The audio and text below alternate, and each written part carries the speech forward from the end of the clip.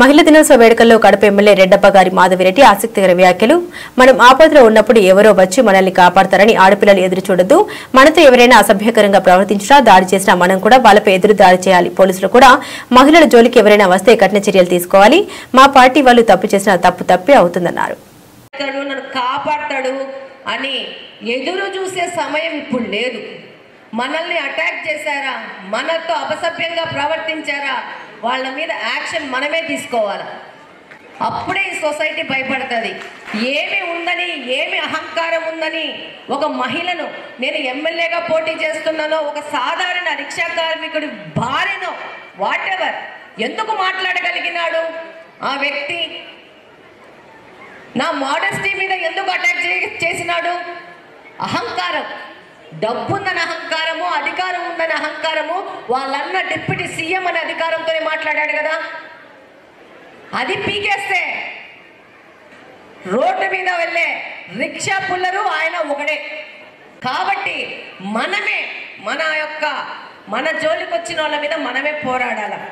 అని ఈ మగ వ్యక్తి అన్నాడు, ఆ అమ్మాయికి సదరు ఆపోజిట్లో ఉన్న మహిళకి 2 కొడుకులు 1 కూతురు. వాడు అన్నాడు, తెరే బేటికో ఉఠాతాము అన్నాడు. తెరే బేటికో క్యోనే పోలా ఉఠాతావని. కొడుకుని ఎందుకు ఎత్తుకుపోతానని చెప్పలేదు, కూతురుని ఎత్తుకుపోతానని ఎందుకు చెప్పాడు అంటే, ఆడపిల్లను మనము పరువు మర్యాద గౌరవంగా భావిస్తాం కాబట్టి మన గౌరవం మర్యాద మీద దెబ్బ కొడతానన్నాడు.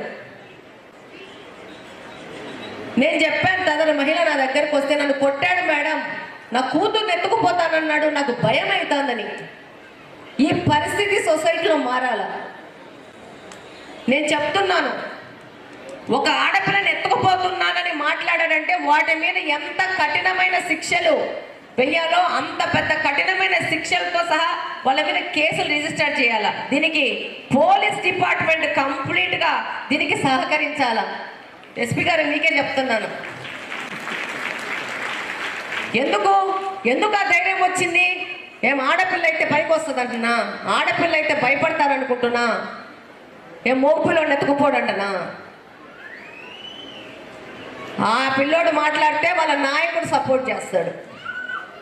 అంటే తప్పు అని మాట్లాడాలి, ఏ పార్టీ అయినా కానీ. ఇప్పుడు మా వాళ్ళు ఎవరన్నా తప్పు చేసినా తప్పే.